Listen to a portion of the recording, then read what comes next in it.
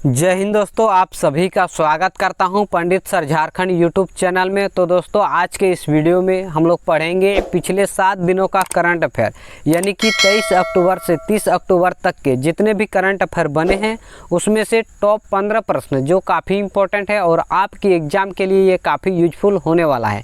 तो दोस्तों, आइए वीडियो को स्टार्ट करते हैं और देखते हैं पहला प्रश्न से। तो दोस्तों, आपका पहला प्रश्न है, केंद्रीय शिक्षा मंत्री धर्मेंद्र प्रधान किस राज्य में 124 पीएम स्कूलों का शुभारंभ किया है? तो दोस्तों, वर्तमान में केंद्रीय के शिक्षा मंत्री कौन है? तो धर्मेंद्र प्रधान, और इन्होंने 124 पीएम श्री स्कूलों का शुभारंभ किया है। तो किस राज्य में किया है? तो इसका सही आंसर है आपका ऑप्शन ए, हरियाणा में। किस राज्य में दोस्तों? तो हरियाणा में। और यहाँ के मुख्यमंत्री कौन है वर्तमान में? तो मोहन लाल खट्टर। आप लोग याद रखेंगे कौन? तो मोहन लाल खट्टर। आइए नेक्स्ट देखते हैं और नेक्स्ट प्रश्न देखते हैं। और दोस्तों, ये प्रश्न भी काफ़ी इंपॉर्टेंट है। तो आपका दूसरा प्रश्न है, केंद्रीय कैबिनेट ने जमरानी बांध परियोजना को मंजूरी दी है, या बांध किस राज्य में से संबंधित है? तो दोस्तों, जमरानी बांध परियोजना मंजूरी दे दिया है कैबिनेट मंत्री ने, और यह बांध किस राज्य में बनने जा रहा है? तो इसका सही आंसर है आपका ऑप्शन सी, उत्तराखंड में। कहाँ दोस्तों? तो उत्तराखंड में। आप लोग याद रखेंगे कहाँ? तो उत्तराखंड में। और दोस्तों, ये बांध किस नदी पर बनने वाला है? तो गोला नदी। आप लोग याद रखेंगे। और इस बांध के पानी से किसानों को काफ़ी मदद मिलने वाला है। इस पानी से किसान सिंचाई कर सकता है और पीने के उपयोग में ला सकता है। तो आप लोग ध्यान रखेंगे, इसका सही आंसर है आपका ऑप्शन सी। आइए नेक्स्ट देखते हैं। तो दोस्तों, आपका नेक्स्ट प्रश्न है, मलेशिया के अगले किंग के रूप में किसे चुना गया? तो दोस्तों, मलेशिया के अगले किंग के रूप में किसे चुना गया है? तो इसका सही आंसर है दोस्तों आपका ऑप्शन ए, सुल्तान इब्राहिम सुल्तान इकदर। आप लोग याद रखेंगे, इसका सही आंसर है आपका ऑप्शन ए। और दोस्तों, इससे पहले कौन था? तो इससे पहले यहाँ के किंग यानी कि राजा कौन थे? तो अल सुल्तान अब्दुल्ला थे। और इसकी जो एक बार चुनाव होने के बाद इसकी कार्यकाल कितने वर्ष का होता है? तो दोस्तों, 5 वर्षों का होता है। आप लोग याद रखेंगे। आइए नेक्स्ट देखते हैं। दोस्तों, आपका नेक्स्ट प्रश्न है, भारत निर्वाचन आयोग ने किसे अपना नेशनल आइकॉन नियुक्त किया है? तो दोस्तों, भारत निर्वाचन आयोग ने किसे अपना नेशनल आइकॉन नियुक्त किया है? तो इसका सही आंसर है आपका ऑप्शन डी, राजकुमार राव। किसे दोस्तों? तो राजकुमार राव। और इन्हीं को, राजकुमार राव को, अपने पिक्चर यानी उसकी पिक्चर न्यूटन के लिए बेस्ट एक्टर का नेशनल अवार्ड भी दिया गया है। तो आप लोग ध्यान रखेंगे, ये क्वेश्चन काफ़ी इंपॉर्टेंट है। तो आप लोग याद रखेंगे, आपके एग्ज़ाम के लिए काफ़ी इंपॉर्टेंट बन सकता है। तो दोस्तों, आइए नेक्स्ट देखते हैं।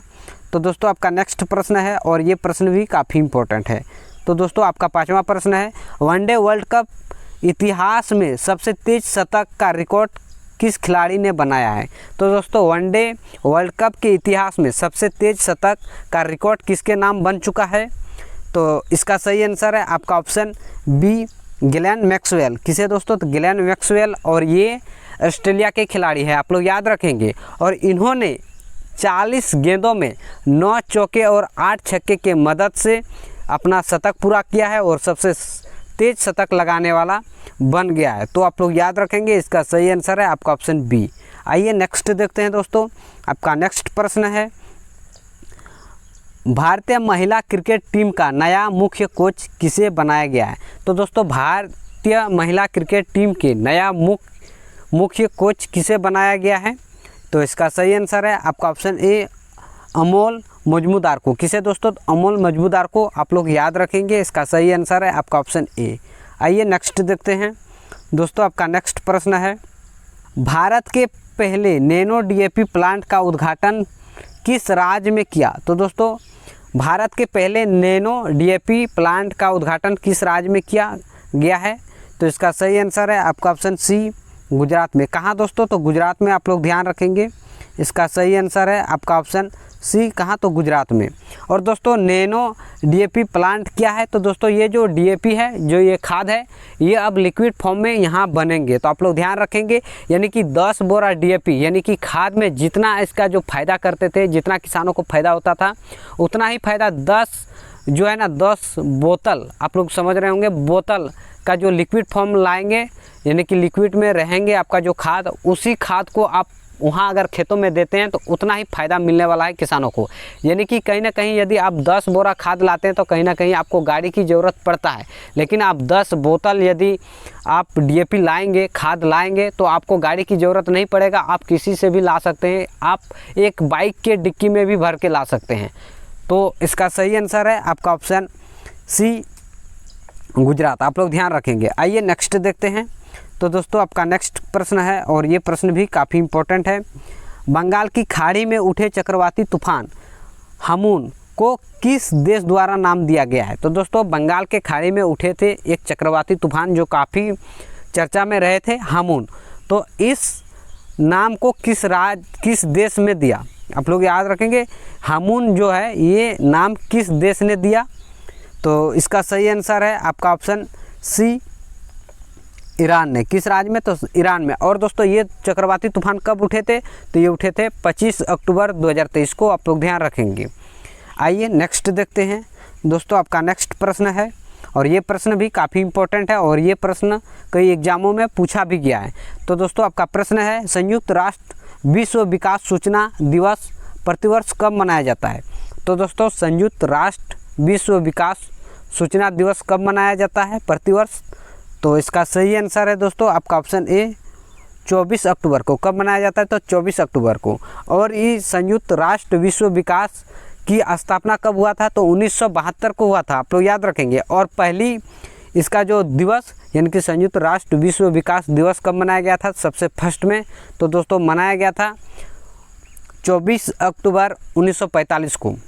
तो आप लोग ध्यान रखेंगे। यदि आपका जो सवाल अगर पूछ लिया जाए यहाँ से कि संयुक्त राष्ट्र विश्व विकास सूचना की स्थापना कब हुआ था, तो 1972 को। और ये पहला दिवस कब मनाया था? तो 24 अक्टूबर 1945 को। स्टैटिक जीके के लिए काफ़ी इम्पोर्टेंट बन सकता है। आइए नेक्स्ट देखते हैं। तो दोस्तों आपका नेक्स्ट प्रश्न है कोटक महिंद्रा बैंक के नए CEO और MD के रूप में किसे चुना गया है? तो दोस्तों महिंद्रा बैंक के नए CEO और MD किसे नियुक्त किया गया है? तो इसका सही आंसर है दोस्तों, इसका सही आंसर है आपका ऑप्शन सी, अशोक वासवानी को। किसे दोस्तों? तो अशोक वासवानी। आप लोग याद रखेंगे। और ये कौन है? तो ये वर्तमान में USA इजराइल फिनटेक पगान टेक्नोलॉजी के अध्यक्ष है ये वर्तमान में। आप लोग ध्यान रखेंगे। और अब जो है महिंद्रा बैंक के ये नए CEO और MD के रूप में इसे चुना गया है। तो आप लोग याद रखेंगे। इसका सही आंसर है आपका ऑप्शन सी। आइए नेक्स्ट देखते हैं दोस्तों। आपका नेक्स्ट प्रश्न है हाल ही में किस देश ने अंतरिक्ष स्टेशन के लिए अपना सबसे कम उम्र का दल रवाना किया है? तो दोस्तों हाल ही में अंतरिक्ष स्टेशन के लिए वहाँ पे स्टेशन बनाया जाए इसीलिए सबसे कम उम्र के दल को रवाना किया है। तो ये रवाना किस देश ने किया? तो इसका सही आंसर है आपका ऑप्शन सी, चीन ने। कहाँ दोस्तों? तो चीन ने। और ये तीनों का नाम क्या है? तो इन तीनों का नाम है दोस्तों आप लोग याद रखेंगे, तांग होंगजी, दूसरा तांग सोंगजी और तीसरा है जियांग सिनलिंग। आप लोग याद रखेंगे। इन तीनों का नाम है। और दोस्तों इन तीनों का औसत आयु कितना है? तो 38 वर्ष है। आप लोग याद रखेंगे। और यही सब सवाल आपसे एग्जाम में पूछेगा। तो इसका सही आंसर है आपका ऑप्शन सी। आइए नेक्स्ट देखते हैं दोस्तों आपका नेक्स्ट प्रश्न। और ये प्रश्न भी काफ़ी इम्पोर्टेंट है।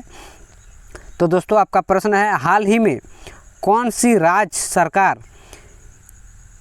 233 करोड़ रुपये की ग्राफीन उत्पादन फैसिलिटी स्थापित करेगी? तो दोस्तों ऐसा कौन सा राज्य है 237 करोड़ रुपये की ग्राफीन उत्पादन फैसिलिटी स्थापित करेगी? तो इसका सही आंसर है दोस्तों आपका ऑप्शन बी, केरल। किस राज्य में दोस्तों? तो केरल में। तो इसका सही आंसर है आपका ऑप्शन बी। आइए नेक्स्ट देखते हैं दोस्तों। आपका नेक्स्ट प्रश्न है और ये प्रश्न भी काफ़ी इम्पोर्टेंट है दोस्तों। आपका प्रश्न है हाल ही में घड़ी निर्माता राडो की ग्लोबल ब्रांड एम्बेसडर कौन बनी है? तो दोस्तों जो हाल ही में घड़ी कंपनी के जो राडो की ग्लोबल ब्रांड एम्बेसडर कौन बनी है? तो इसका सही आंसर क्या है दोस्तों? इसका सही आंसर है आपका ऑप्शन सी, कैटरीना कैफ। किसे नियुक्त किया है? तो कैटरीना कैफ को ब्रांड एम्बेसडर बनाया गया है। इसका सही आंसर है आपका ऑप्शन सी। और दोस्तों एक चीज़ आप लोग याद रखेंगे, जियो मार्ट के नए ब्रांड एम्बेसडर किसे बनाया गया है, तो महेंद्र सिंह धोनी को। आप लोग उसे भी याद रखेंगे, शायद आपसे एग्जाम में वहाँ से भी सवाल पूछ सकता है, यानी कि उसे भी पूछ सकता है जियो मार्ट का नए ब्रांड एम्बेसडर किसे बनाया, तो महेंद्र सिंह धोनी को। आइए नेक्स्ट देखते हैं दोस्तों, आपका नेक्स्ट प्रश्न है और ये प्रश्न भी काफ़ी इम्पोर्टेंट है दोस्तों। आपका प्रश्न है, हाल ही में उत्तर पूर्व भारत महोत्सव कहाँ शुरू हुआ है। तो दोस्तों हाल ही में भारत महोत्सव शुरू किया है, यानी कि किस देश ने शुरू किया है, तो इसका सही आंसर है आपका ऑप्शन बी, वियतनाम। वियतनाम देश ने उत्तर पूर्व भारत महोत्सव का शुरू किया है। और दोस्तों ये महोत्सव क्यों शुरू किया है वियतनाम में, तो भारत और वियतनाम का यानी कि संबंध और मजबूत बने, इसीलिए यहाँ पे ये उत्तर पूर्व भारत महोत्सव का शुरू किया है। आइए नेक्स्ट देखते हैं दोस्तों, आपका नेक्स्ट प्रश्न है और ये प्रश्न काफ़ी इम्पोर्टेंट है दोस्तों और इस वीडियो का लास्ट सवाल भी है।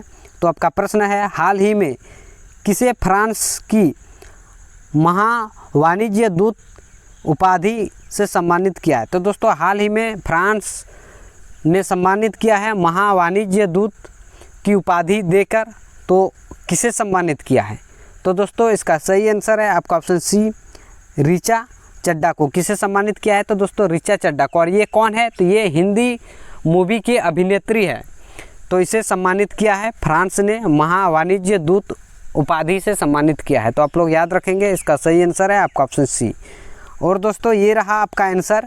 यदि आपको वीडियो अच्छा लगा तो वीडियो को लाइक कीजिए और ज़्यादा से ज़्यादा शेयर कीजिए। और यदि जितने भी क्लासेस इस चैनल में लेके आते हैं, यदि आपको इस क्लासेस का PDF चाहिए तो डिस्क्रिप्शन में टेलीग्राम का लिंक दिया हुआ है, आप वहां से जाके PDF को फ्री में डाउनलोड कर पाएंगे, तो आप लोग वहां से ज़रूर डाउनलोड कर लीजिए। तो दोस्तों मिलते हैं बहुत जल्द एक नए वीडियो में, तब तक के लिए जय हिंद जय भारत।